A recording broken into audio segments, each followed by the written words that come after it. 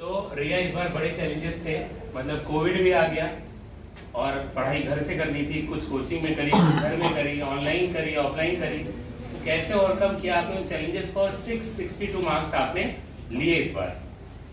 तो इस बार मैंने केवल ऑनलाइन पढ़ाई की थी और घर पे खुद से पढ़ाई की थी। और पिछले साल मेरा ज़्यादा प्रैक्टिस नहीं हो पाया था क्वेश्चंस का, तो इस साल मेरा मेन फोकस यही था कि ज़्यादा क्वेश्चन प्रैक्टिस करना है।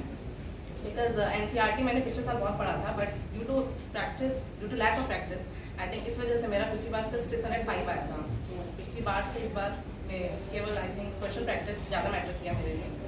और मैंने इवॉल्व का टेस्ट सीरीज ज्वाइन किया था बायो का, जिसकी वजह से मुझे लगता है मेरा 660 आ पाया हूँ।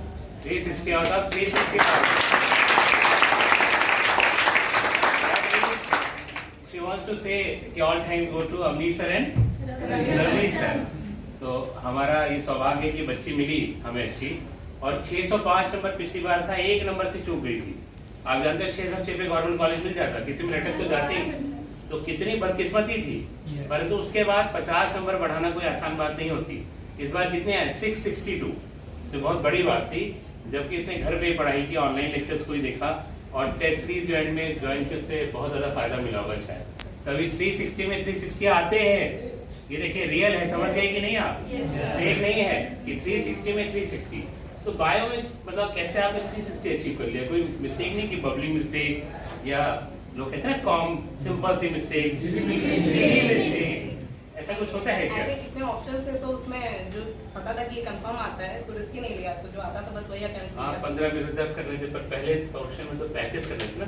हाँ, तो सर वो सारे क्वेश्चन आप लोग के नोट्स देखते हैं, रवि सर और निखिल के जितने नोट्स होते हैं वो टू द पॉइंट होते हैं, कंसाइज होते हैं, उनको रिवाइज करना बहुत ईजी होता है। तो आई थिंक मैंने 3 साल वही पढ़ा है, केवल 11 12, उसके बाद पहला ड्रॉप है ये साल केवल और केवल उनके नोट्स पढ़ाए और एनसीईआरटी पढ़ाया, और क्वेश्चन मैंने इस पिछले साल में इसी साल लगाया था। तो बस इसके अलावा मैंने कुछ कोई बुक नहीं यूज की है। आई थिंक समझ गए होंगे आप, जो बार बार बताई जाती है बातें। 360 के लिए NCERT notes and question practice, that is must. हर बच्चा ही बताता है, ठीक है। तो और कुछ कोई प्रश्न हो तो पूछ लीजिए 1 मिनट में। रिवीजन कैसे करते? रिवीजन एंड में तो नहीं हो पाता, बहुत टेंशन हो जाती है, बस पैनिक नहीं करना होता है। बिकॉज बहुत कुछ एंड में हो जाता है, 1 महीना लगता है, लोगों को लगता है कि 1 हफ्ते में रिवाइज कर लेंगे, बट वो पॉसिबल नहीं होता है। तो बस इंपॉर्टेंट आप शॉर्ट नोट्स बनाते जाइए, जैसे फिजिक्स हो गया फॉर्मूला, और केमिस्ट्री का जो भूल जाते हैं, जो रिएक्शंस हो गई, और इनऑर्गेनिक का कुछ कंसेप्ट जो भूल जाते हैं, कुछ ऑर्डर होता है वो केमिकल बॉन्डिंग वगैरह का, इलेक्ट्रोनेगेटिविटी वगैरह, तो ये सब चीज़ जो भूल जाते हैं उसको आपको रिकॉर्ड कर लेना चाहिए। और एट द एंड जो 1 वीक बचा है तो खाली उनको पढ़िए, क्योंकि पूरा रिवाइज करना पॉसिबल ही नहीं होता है। तो बस कम से कम पढ़ना होगा, पहले नहीं करना। ठीक है, तो थैंक यू रिया।